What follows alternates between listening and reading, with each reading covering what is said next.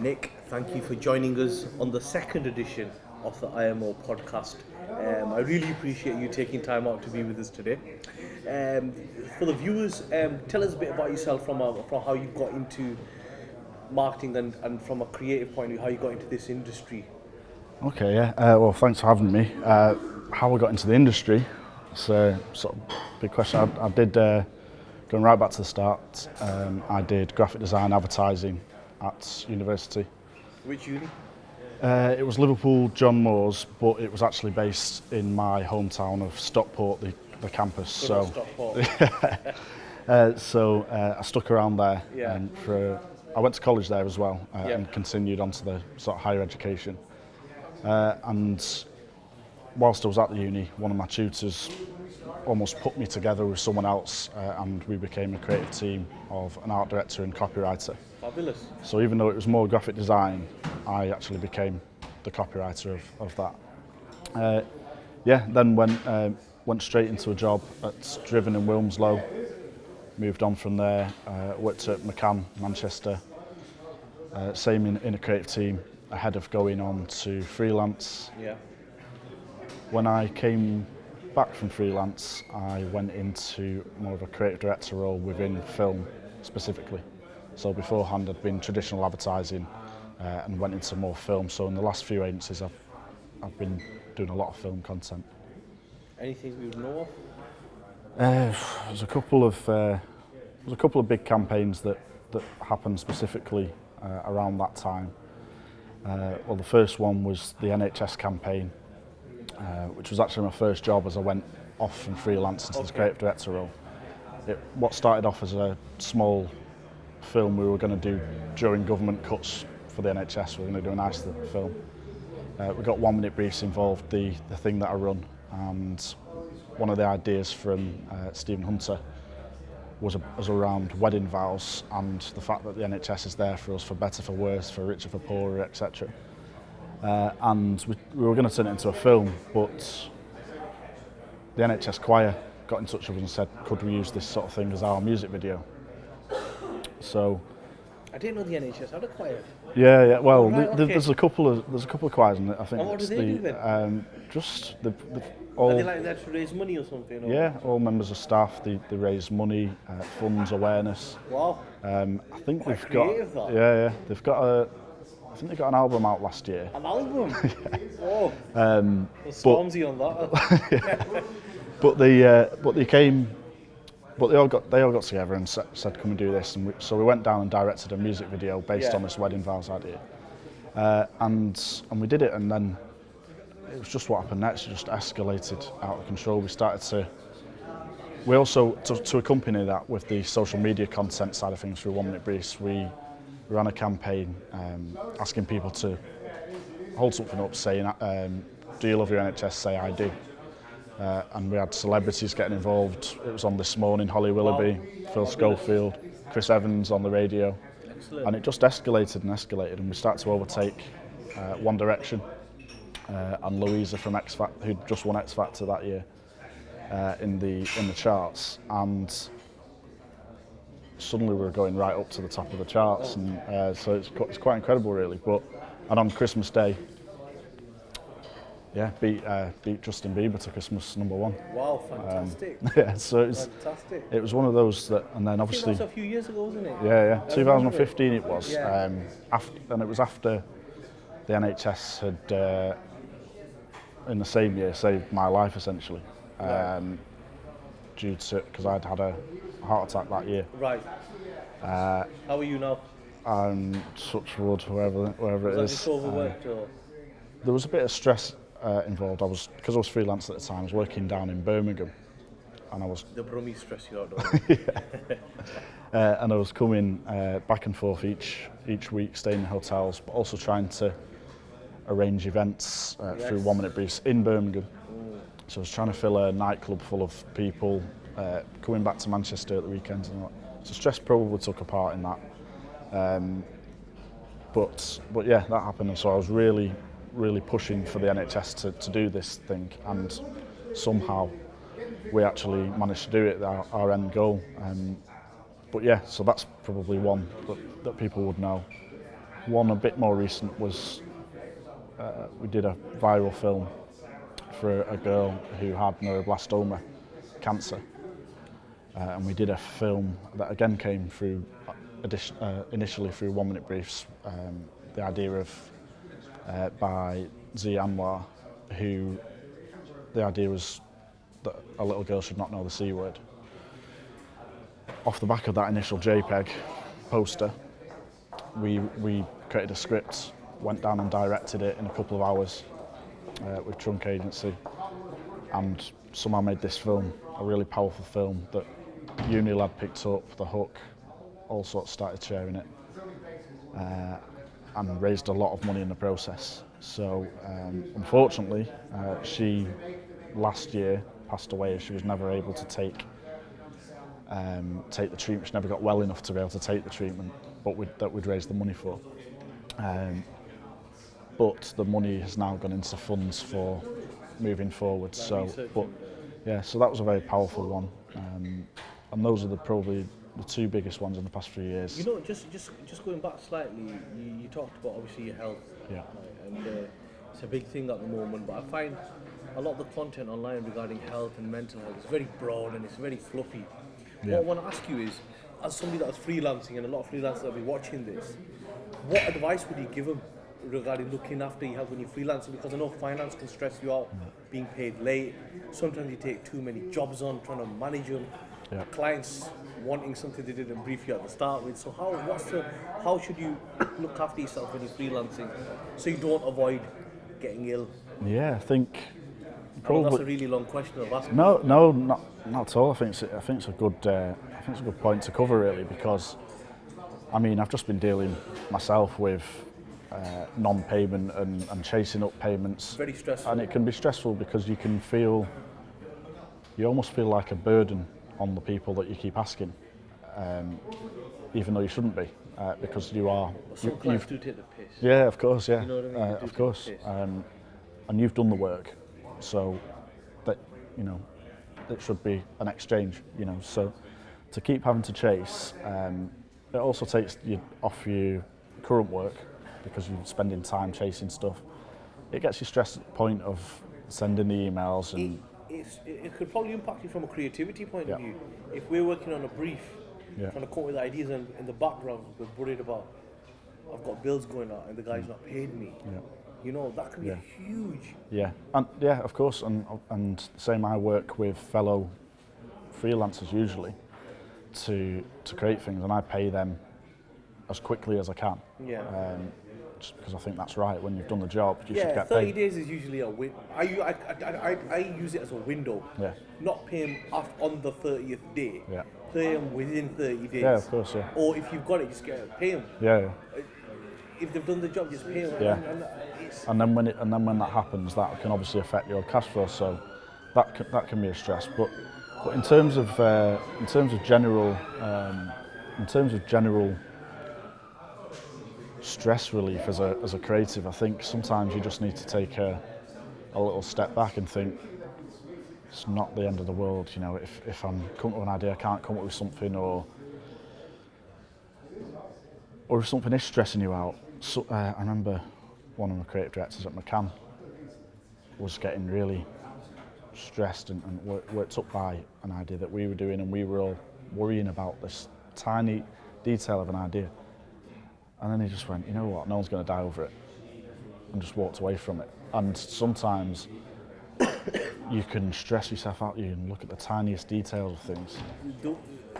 The bottom line stress is if I don't get paid, I've got a mortgage or I've got bills to pay. What I do is, when I used to freelance, I used to have enough in the bank that if one client or two clients didn't pay me, I had enough saving to kind of get me over that month. Yeah. That way it was stressful, Yeah. but I was thinking I learned from that. Yeah. And these days you can set up like go cardless and these little mechanisms, and but I think it's just luck of the draw as well. Sometimes with the client, sometimes you meet a client and you think they're good clients. I've got one, I won't go into who they are, and they're the worst one. Yeah. Not because of, it's just that they pay so late. Yeah. And to them it's just quite normal to pay and you don't want to say, hi mate, can you just sort my payment out? And Yeah. you're like, oh yeah, I sort that. It just feels a bit, Yeah. it goes into in a grey area. It's difficult personally as well. The way you have to almost change the way you normally are, in order to to chase people up. But yeah, I think in general, I've got a different approach on life now. I used to let a lot more things get me a bit more stressed.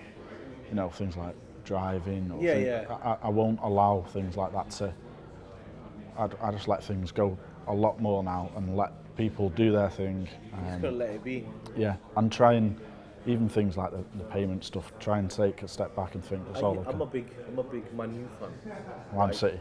Are you right? Okay, right. So I'll give you some. So if we'd go a goal down, my heart rate would hit 120, 130, and I'd be like, oh. And I remember. I know we're going off, but I remember we played Arsenal. We were managed by Van Gaal, and Arsenal must have won. They missed about 7 1-on-1s, and it was like we should have been about 7 down in the first 20, and I had to switch it off. Yeah.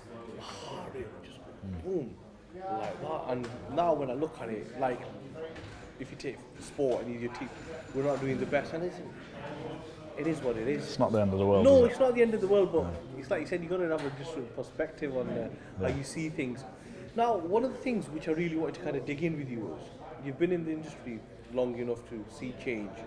With social media growing, different platforms, different ways of consuming content, how important has content become, videos, images, blogs, for a brand or a business to grow? Like before, normally a brand would have, let's say we want 1 30-second video, TV ad, and that would be it. Yeah. Or one brochure that we do every quarter. But now it seems that it's a constant stream of like 20, 30 pieces a month. Yeah. A bit about the brand, a bit about the backstory, a bit about the product, USPs, influence. How important has that become now to succeed? I think it's become really important because people aren't just focused on one screen in the corner. There's 2 screens, sometimes 3 screens. If you've got your phone and your laptop sat there, you might be working, you might see something on the TV that makes you then go and tweet, or you might want to go and learn more, so you're on a second platform. Obviously people are going through Twitter, Facebook, Instagram, TikTok, all sorts of new stuff at the moment, Snapchat. People are using all these different platforms so much per day that if the brands aren't on there, they're going to lose potential visibility, because people aren't just watching a TV advert anymore or looking at a newspaper or something. Yeah, exactly. Yeah. So it's I think it's really important for brands to be visible and also engaging with potential customers. I think some people don't do it very well, where they almost just talk about themselves via the social feeds and don't offer value. Yeah, don't offer value in terms of almost entertainment or creating like a two-way conversation. The likes of KFC, Innocent do it very well. Yeah, they have a great brand language. They've responded to phenomenal. Responded to a few of my tweets in the past, and it's always and you just think there's a two-way thing there. There are certain feeds where you might tweet them and you'll hear nothing back from them, or all they're doing is trying to sell themselves. And I think you would naturally much prefer a brand if they are actually producing content, or even just the tweets and the language that they use as well. Do you think a brand like Innocent does very well because they understand their customer very well, and some are just lazy to think?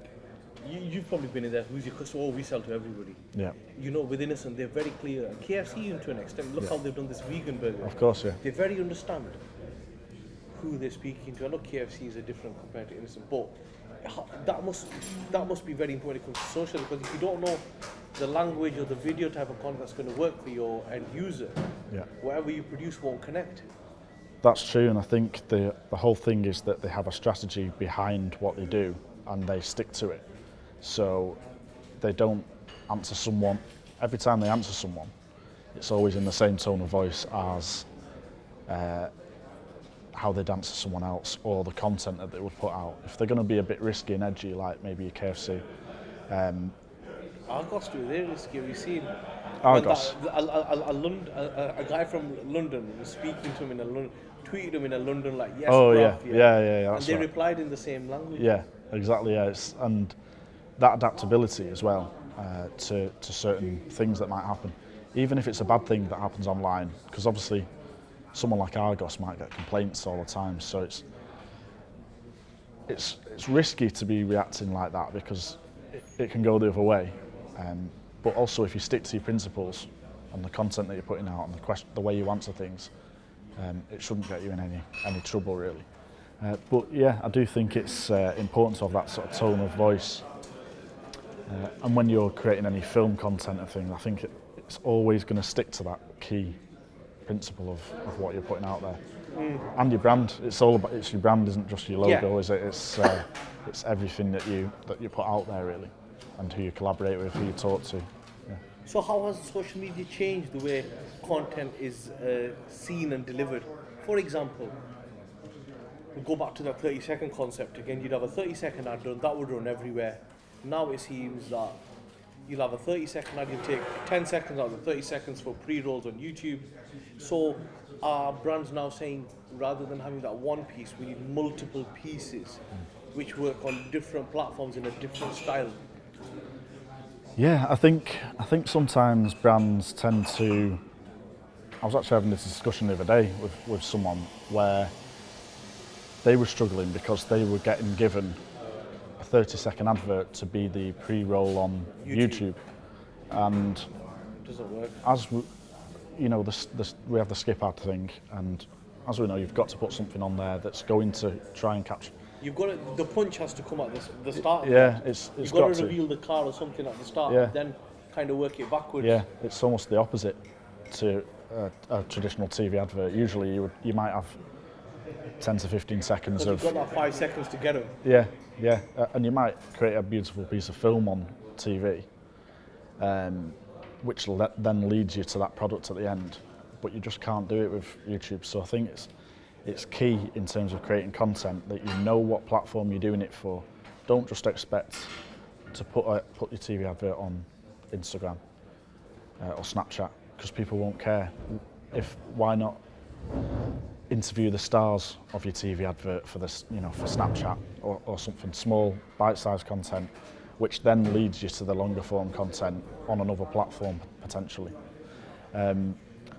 I think it's key, and I think that's how obviously social media has changed, is that you do need to have content that is appropriate to the platform. Something that goes on Twitter, is it going to sit there and do nothing, or are you going to try and create a film that starts a conversation? Facebook, do you want people to be tagged in at the end of it? Is there a call to action off the back of what you're doing? When we create content for brands, we usually, the content and the caption is usually asking a question or asking them to do something, depending on the platform. Usually on Facebook and we'll say, like, we work with a lot of food brands, and we'll ask them, tag somebody below that you want to eat this with, or tag somebody, get some involved in that. Like, I've just done a competition for one of the brands, and there was a meal for 10, right? And we said tag 10 people below. On average, we would get 20 comments a post. We're sitting on 437, plus all the people that have been tagged in, so the range. But we wouldn't put that on Facebook. It'd be more like comment, and you adapt it accordingly.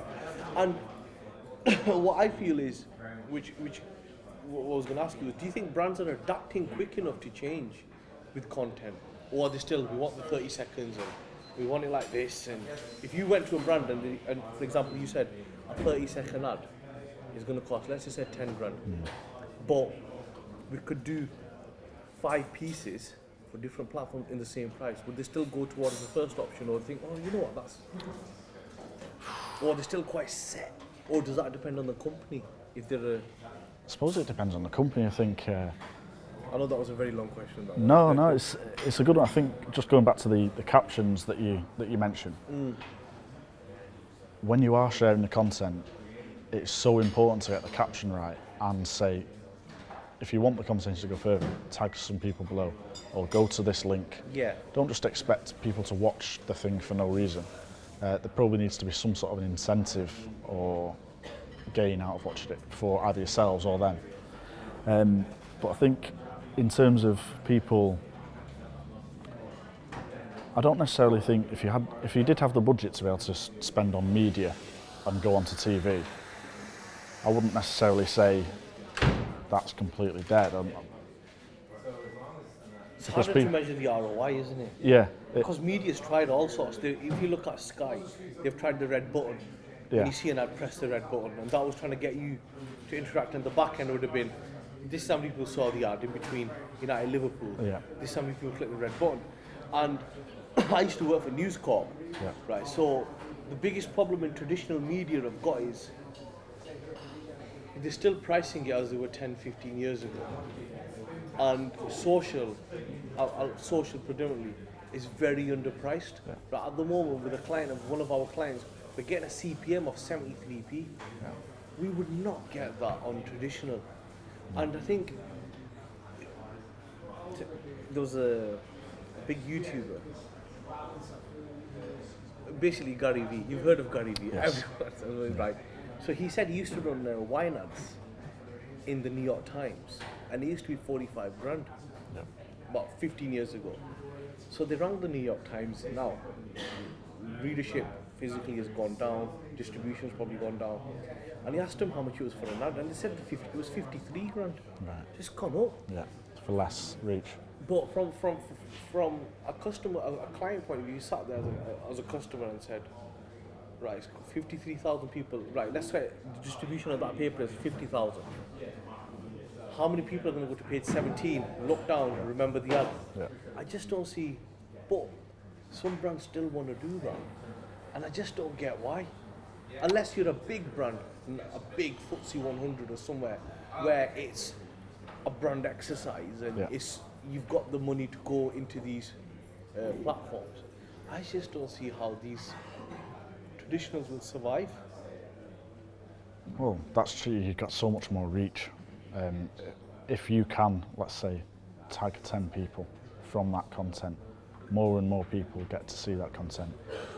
Also, the content has to, even, let's say it is a newspaper advert. If it's no good, it's never going to go any further than you. It'll just be in your head. But if it's if it's completely different, some people might take a picture of it and share it.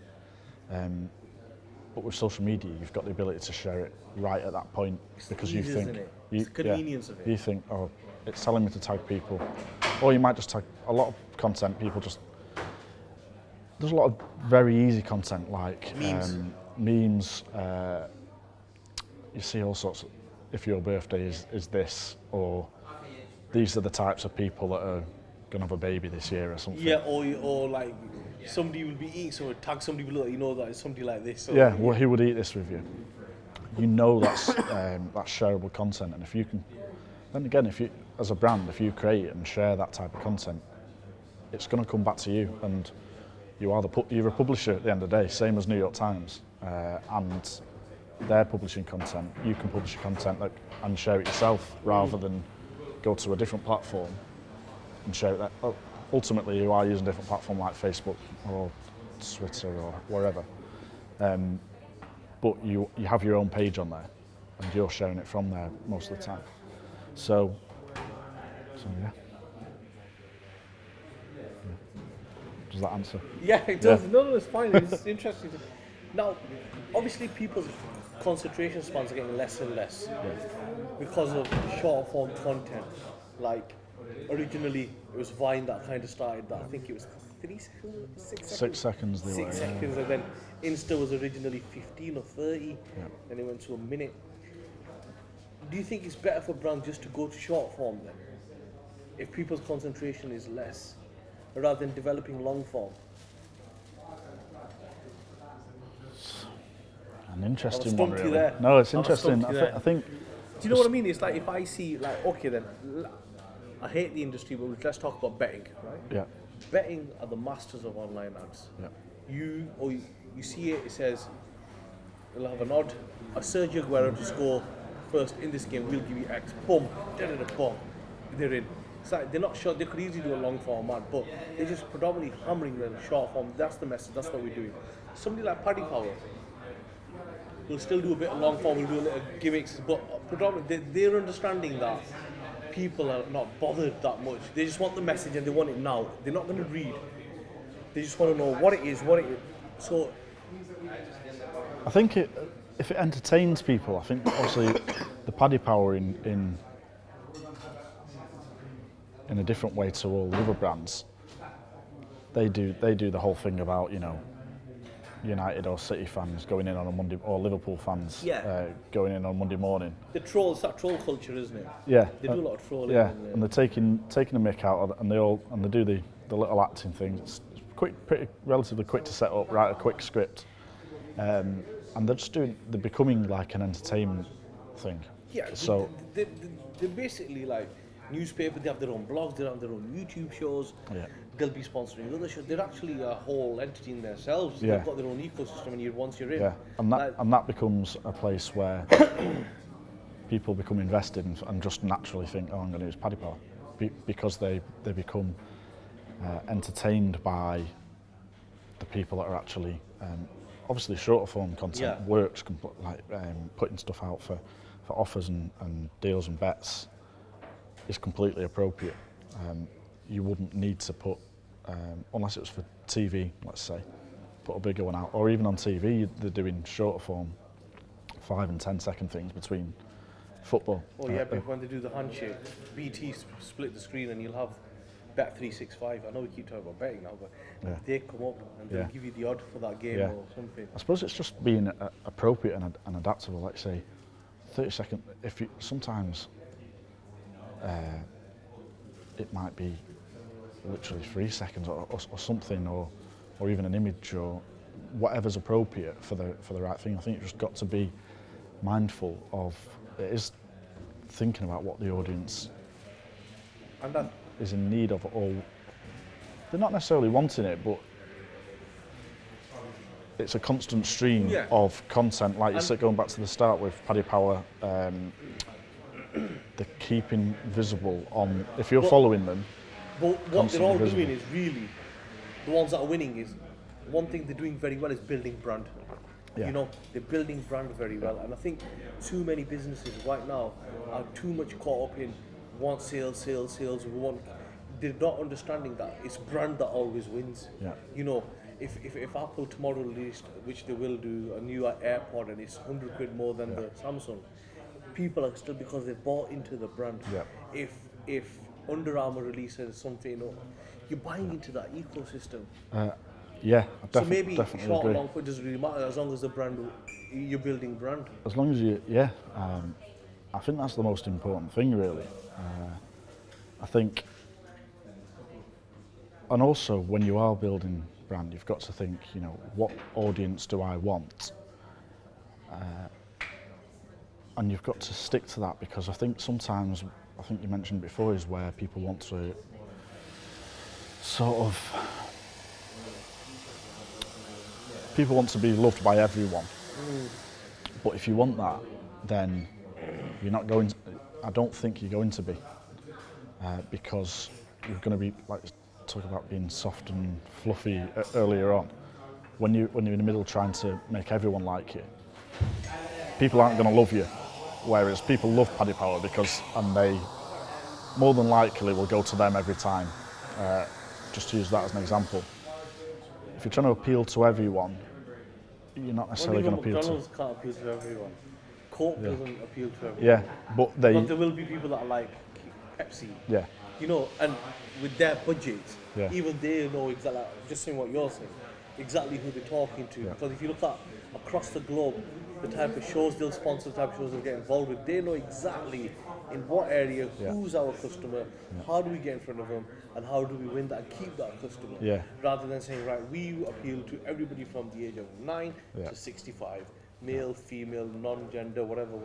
And sometimes you get those briefs where it says, we want to appeal to everyone, which is quite broad, and you can sort of, I think your content can sometimes become a bit weaker if you don't know who you know, Paddy Power, keep going back to that, but Paddy Power's a very, it's all about probably a younger audience to Younger the likes trolling, of trolling William rival Hill, fans. Yeah. The language they use is very like guy oriented. yeah, laddie type thing. And And it's like talk sport. I used to like work there, and I used to work for the company on top, and their way they operate is men that you must listen to talk sport. It's very banter orientated, very guy talk, without the swearing and any other bits in it. Yeah. But they know it works, and that's who's listening to us. There's no point having a female hour unless it's sport orientated or the language that is majority. I think it was 90% men that would listen to that.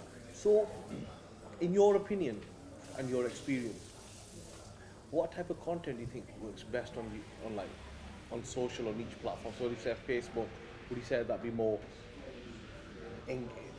video based, or would you say it's more like Twitter is more obviously it's text based? You know, putting your thought out there. What would you think works best on each one? If we take Instagram and Facebook for example, if somebody was there now, they go, we want to develop content. We're a food and drinks brand, right? We want to grow. If they were focusing on Instagram and Facebook to start with, what type of content should they be looking to produce? I think Instagram is and always has been heavily visual, and you know, pictures, quick fire films. Obviously, you've only got up to a minute on there. I think Twitter's 2.5 minutes or something, so you can get it slightly longer on there if you want. But then again, it is a bit more text based on Twitter, and I think I think you want to try and. I mean, I see all sorts of promoted stuff on Twitter, and a lot of it's from car brands, and I think they expect you to just watch their TV advert that more often than not is quite poor. Nothing. I think the broadcasters use it really well. So if you like follow footy, if once a goal goes in, they promote that goal with a tweet. It says they use it as a promoted tweet. Yeah. I know this is if you take the WWE, who I think are the masters of marketing, to create an industry in itself, you know, and to be valued at that. Watch how they use Twitter. So as the event is going out live, they're tweeting the storyline and getting fans. So if you want this person to fight this person, vote now. The voting story. And I think that works really well. Or, guys, we're bringing out a new product. One is with nuts, one is with honeycomb and nuts. Which one would you like? Yeah. I think that would work really, rather than saying, we are now available in W.H. Smith and please come and check us out, or we are available in Co-op.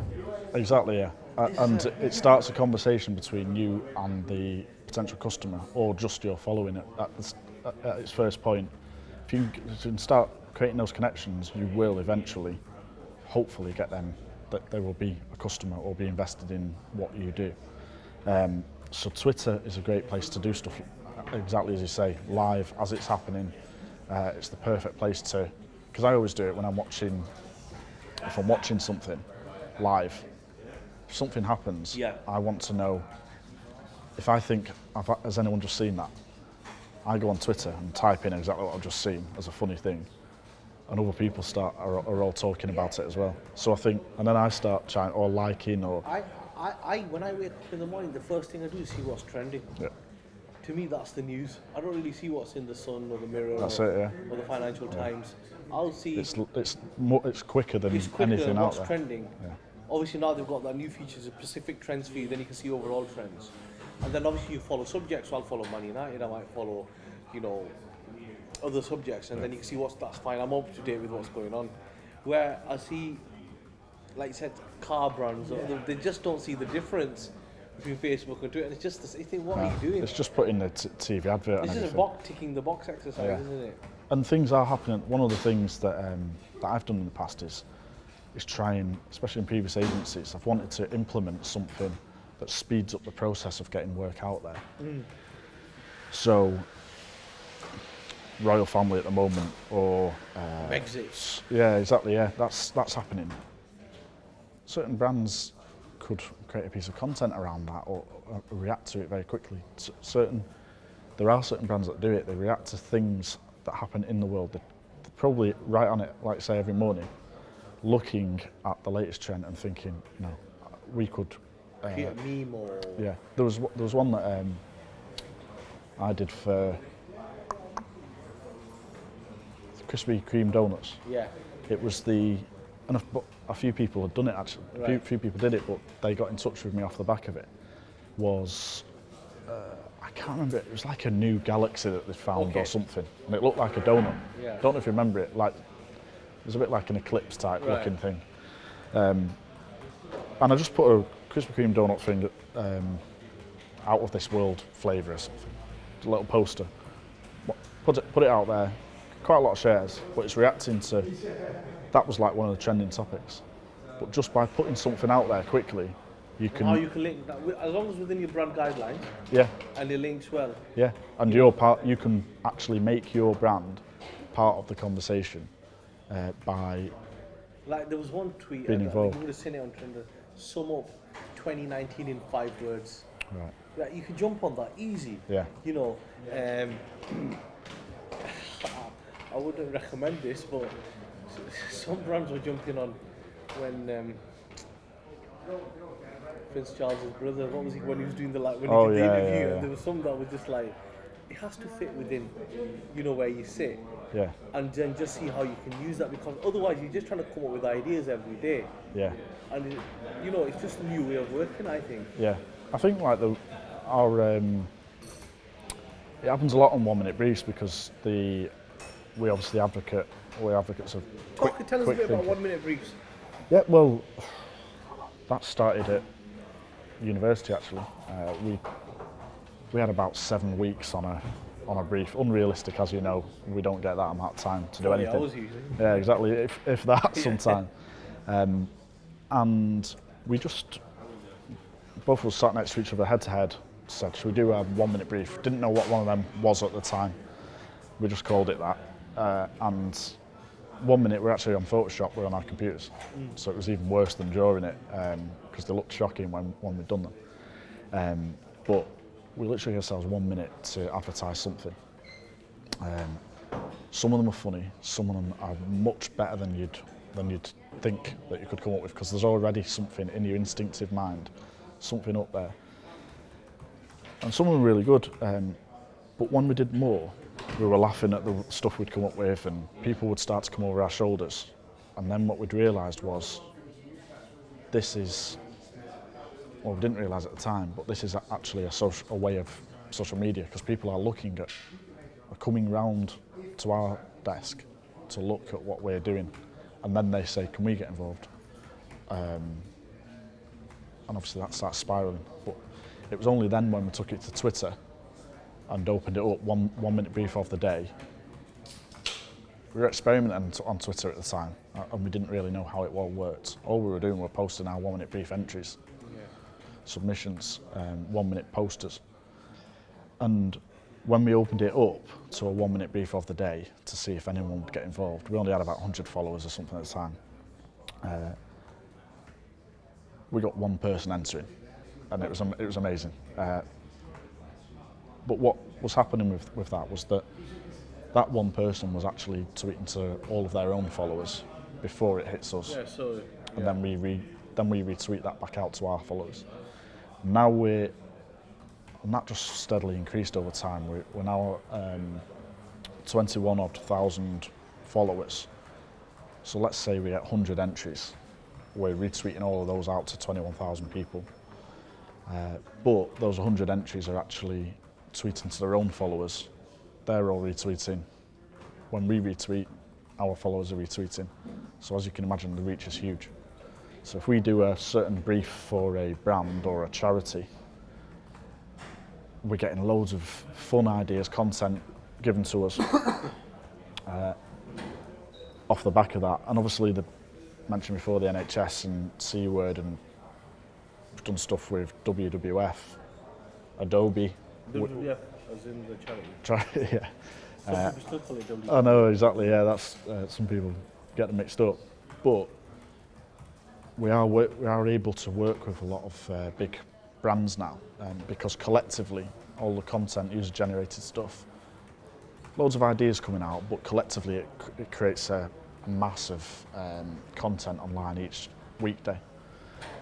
It's a lot of fun for people, and it's a two-way thing, which I think is why it's grown a lot, because our followers have gained a lot of contacts from it, bettered their portfolios, improved careers. At the same time, we've been able to help a lot of charities and causes, raising awareness, donation, and obviously the big campaigns I mentioned before, we're able to start, that's been a starting point to create films, and we're actually about to do another big campaign with WWF off the back of a 1 minute brief we ran with them. And that's hopefully going to be a huge one this year, and then hopefully, touch wood, another success story for OMB. So it was never intended to become the big thing it has become, and I think that's why it's become successful, because all we ever wanted to do was share quick ideas, and it's never changed since then. And it was always quick adverts and content posters. Yeah. So that never changed. So if we have slightly commercialised, to be able to sustain the time that I put in, it still hasn't changed. The philosophy hasn't changed when we work with brands and causes. So Interesting. yeah. Amazing what Twitter can do. Twitter's been the perfect platform. Never expected it to grow in the way it has, but we've adapted. We are on Instagram. We are looking at ways of pushing that. We're on Facebook as well. But the way it's powered, Twitter is perfect for real time, a thread of a hashtag each day, so you can click on a hashtag and all the content's there. Maybe live stream on Instagram or something. Live streaming stuff, videos, that that'd be great. I suppose it's just time, really. Another way of, we talked about all the different platforms, you also have to dedicate. Sometimes people, I think, try and share all the content on everything, and it probably ruins what you're actually trying to put out there. If you concentrated on some great content on one platform, or YouTubers are the best at it. If you look at a YouTuber, the majority of them are only big on YouTube. They'll have a bit of an Instagram following, a bit of Twitter, but their bulk of their following is on there. They focus on that. Yeah. If you look at Instagrammers, again, similar, they'll just be quite predominant on Instagram. That's right, and you see them on Twitter, they don't have much of a following. No, maybe 1,000, 2,000. Yeah. And if you look at TikTok artists, same. They might have a couple of million maybe on, and anywhere else you think. Yeah. Within that ecosystem, that's where they sit, and sometimes that way you can give more time and effort to what you're doing. Yeah. Because content becomes easier to produce. Apps, phone cameras, AI, and certain things. What can smaller brands do to beat the bigger brands when it comes to content? Is that don't be too strict on what you produce and the type of produce. Don't get too caught up on quality of production, because Gary Vaynerchuk is huge. Just don't get too caught up on quality, as long as you get the message, it looks good enough. What can smaller brands do to beat the bigger brands? Not beat, but compete or get a piece of the pie. I think it's that. I think sometimes the most shared stuff is shot on a really bad camera or really bad angle. Sometimes it's sharing. One thing brands can do is share other people's content and reframe it, or do their own things, or even pictures, a lot of stuff can be done, GIFs, JPEGs, quick fire stuff, and there's all sorts of likes of Canva and Canva's huge. Yeah, that's Change huge. the industry. Yeah, I know a lot of people that enter OMB through that, because you can quickly put an image and text together. I think it's important not to try and just sell your product. I think you still have to have that quirky nature of selling, even if you are a small brand. You've got to still have a bit of a tone of voice, and you can film yourself. You can film yourself live. You can put your phone in the corner. You can, for example, if you're developing a new product, just live stream it. Yeah. If you're just in a brainstorming session on a new design, Yeah. you can do something around that. Yeah. Ask people, get involved with a live poll. Yeah.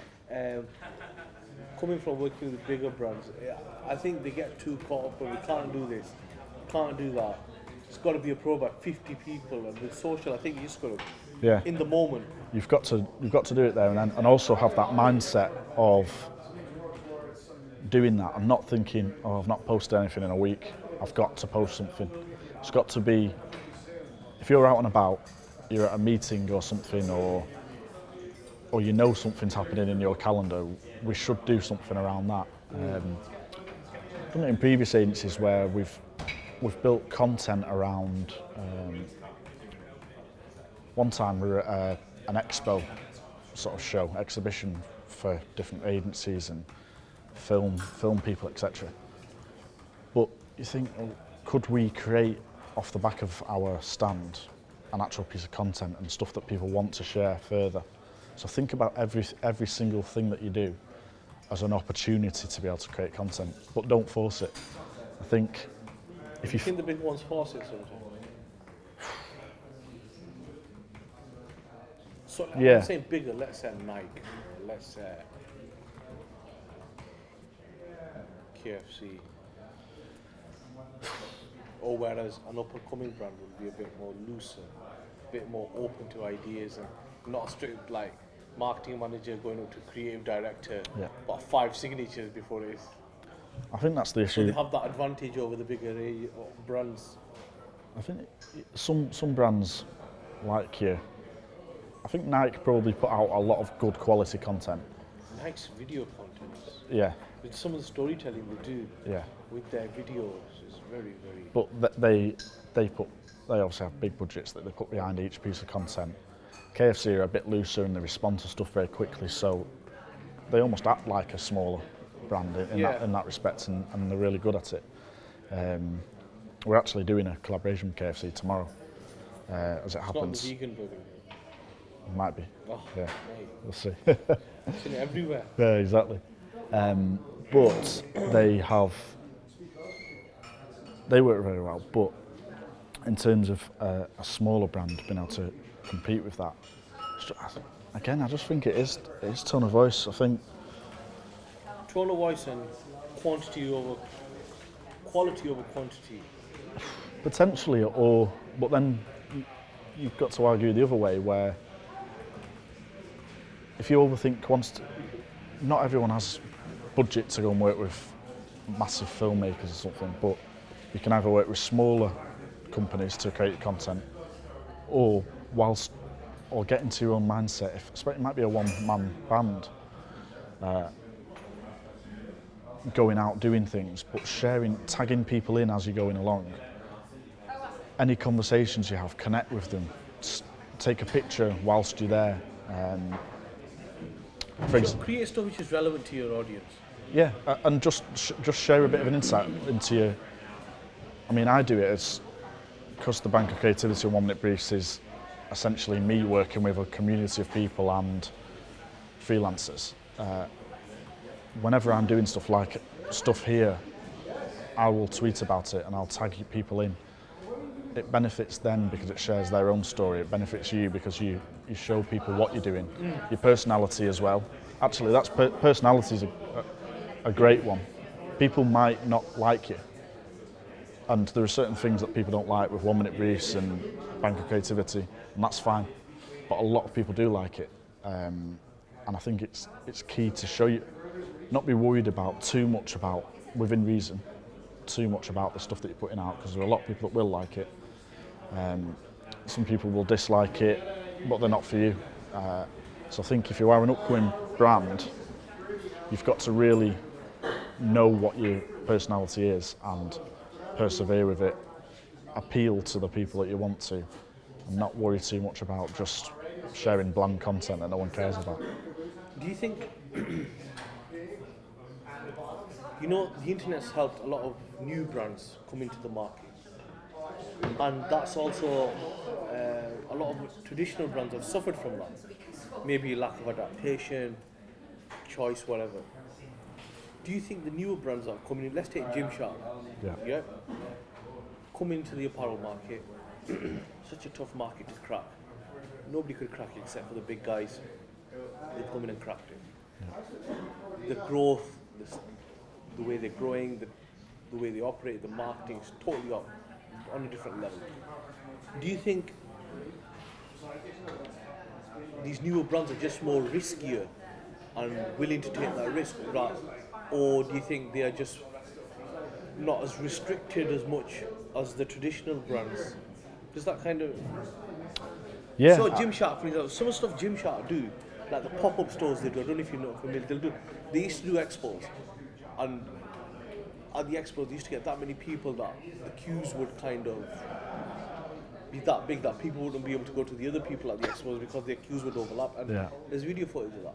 So they thought, you know what, how can we be different? So they'll do pop-up stores around the world, and what they'll do is at the pop-up stores they'll have influencers coming in who are their athletes, and they'll market it. And you think, wow, that's quite clever that. Or then they'll show the brand, this is our new warehouse, and this is what we're doing. And they do a video on they show what happens from midnight on Black Friday until Black Friday finishes, and so they show a lot of that element to it. And we're coming, or this machine's crashed and this. So they're quite, Nike wouldn't do that. But if you look at their revenue, I'm not saying they're going, but they are huge. They're not someone in the garage making t-shirts. Do you think these types of brands are just more riskier and push that envelope more? I think, yeah, And that's what giving them the success. yeah, I think that, Well, adding to the success. Yeah. Whereas your traditionals like, Under Armour will still be like, let's just sponsor The Rock and Yeah. let's just, have one video and let's just do one, that, I think as challengers, there is a space for it where the likes of Nike and Adidas might not. They're such a big company. People already know them, so they probably do content to keep that sort of stuff going. They don't need to take risks because they are known. In order to grow, these other brands have to do something different. Also, they potentially have a hierarchy that is much younger, and I think as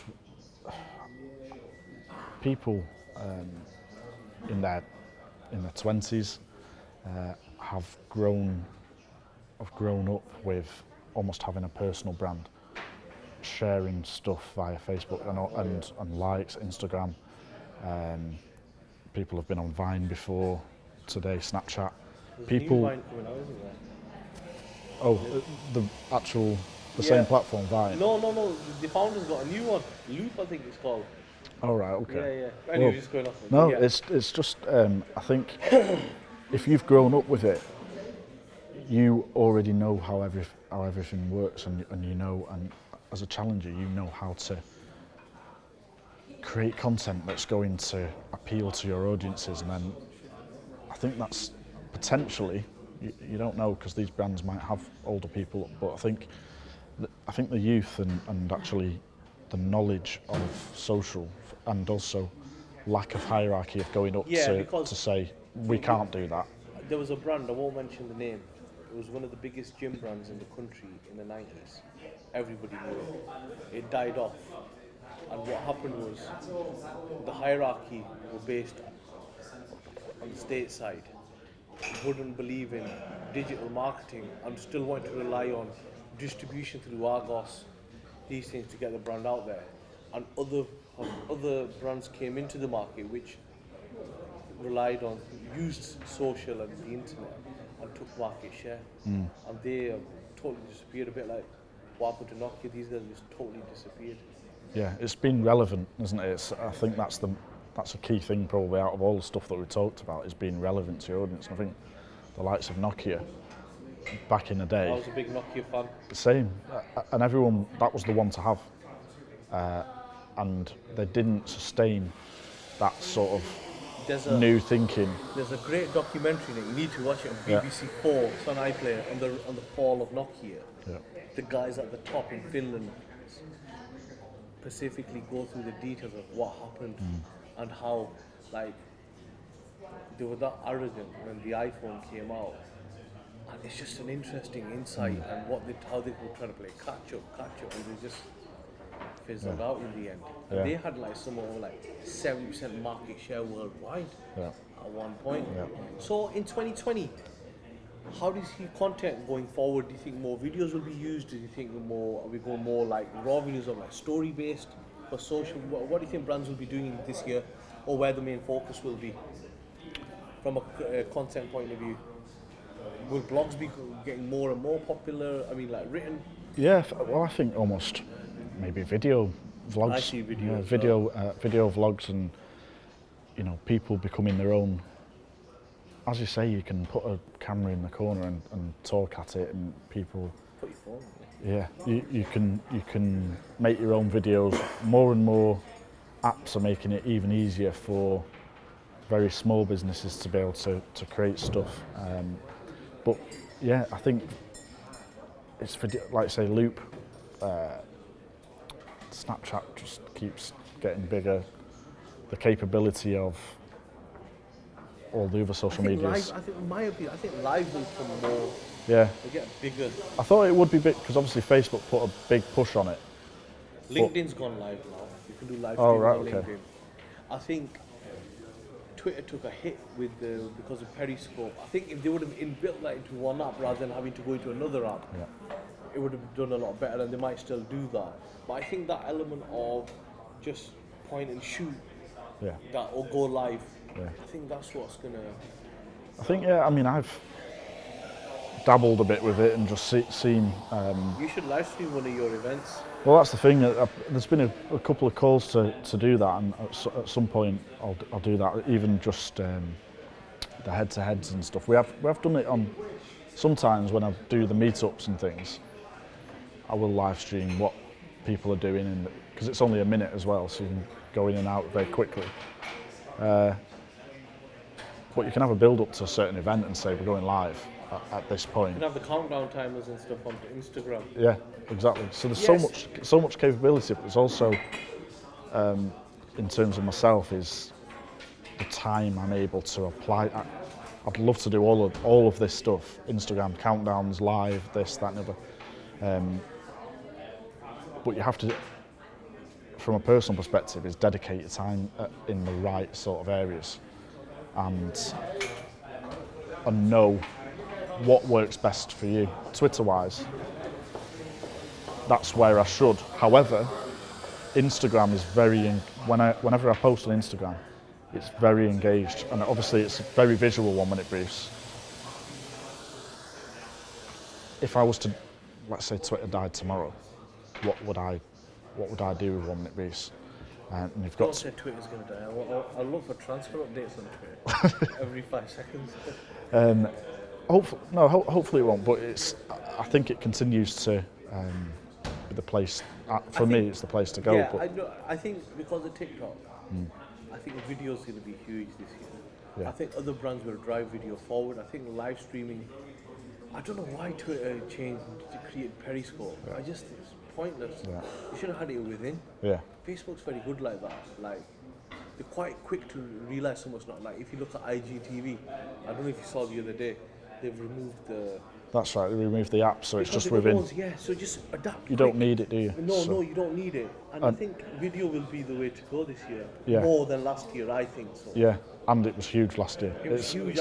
People are just people are constantly scrolling and waiting for. I mean, I see it sometimes myself, and I'm scrolling down. Also, the captions that you apply to your films are huge as well.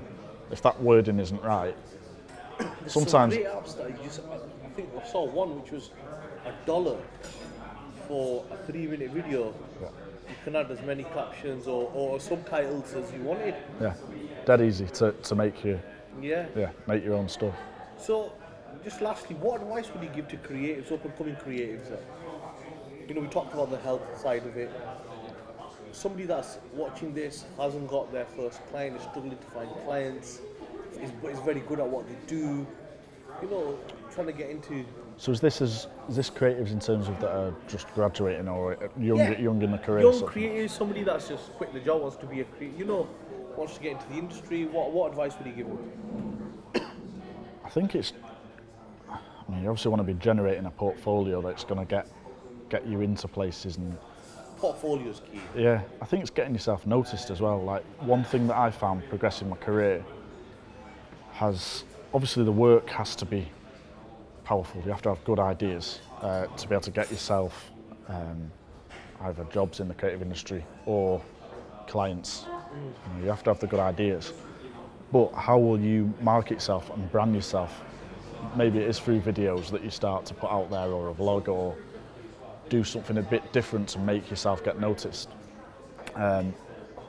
I have found through the likes of 1 Minute Briefs and being called the bank of creativity rather than just Nick online has really helped me get into different places. And people recognise the brand, the bank of creativity.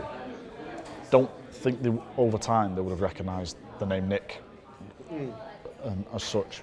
1 Minute Briefs has really helped with that in progressing your career. If you can create something, whether it's a blog or a brand or a Twitter feed that's not, it can just be your name, but if you can do something that's a project, a side project that does something for other people in the creative industry, or does something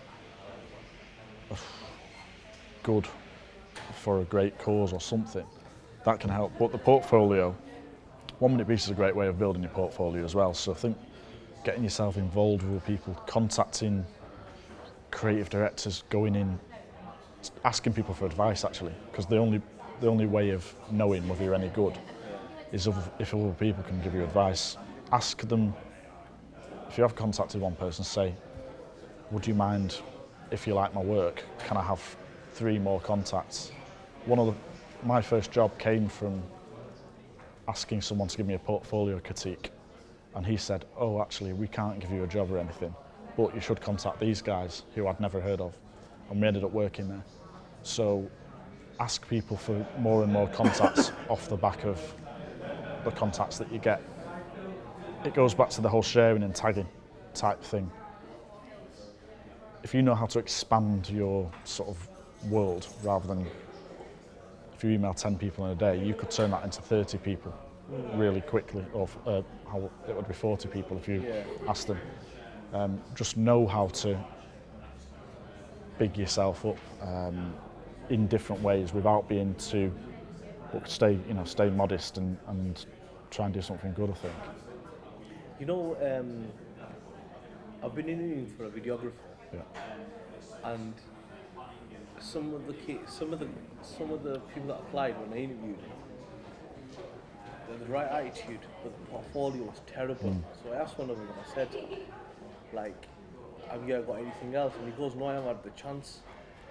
And I went, you could really, there are people online that are making a career out of doing re-edits just on trailers. Yeah. And I think you're right, people have to think out of the box, because if you haven't got the portfolio, no one's going to entertain you. And you know Boss Logic? Bose, the speaker. Boss Logic. The I've designer. heard of them. So you need to check this guy out, right? Amazing designer, right? Australia based. Now his story might be a bit about how I understand this now. Wanted to design big movie posters and fight posters. And obviously, if you don't know anybody within, no one's going to entertain you. He started redesigning fight posters, Conor McGregor fights, and they were phenomenal. The UFC eventually saw this and just hired him, just because he was doing it for free. There's another lad from India called Aditya, and he does really good football trailers, right? Some of his stuff is wow. Like, for example, when Jose Mourinho came to United, he did a whole story, but the way he had the audio running over it, a speech from Jose Mourinho, where God knows where he found it, and he cut to that, and then he's eventually been hired by mainstream broadcasters to cut their trailers. You know, it's just about thinking out the box and how can I get in front of the bigger brands. And you know, if that means you sitting there and re-editing the Bad Boys trailer to a different song, or editing all 3 Bad Boys trailers into one, you know, I think you have to be creative and have that portfolio. You've got to do something that's a bit different. And if you, obviously you really do need the work to back it up, but if you're not going to, especially as a videographer, if you haven't got I've seen badly edited films that, you know, just one bit of film doesn't even edit to the music. It's like you're not even showing your own work off. in the best way. You know, do a great edit of what you're doing.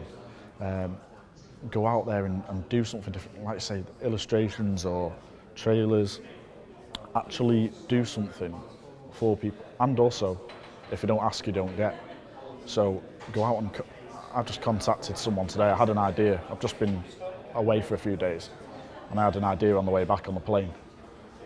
And with WWF, for example, someone had shared an idea. Z again.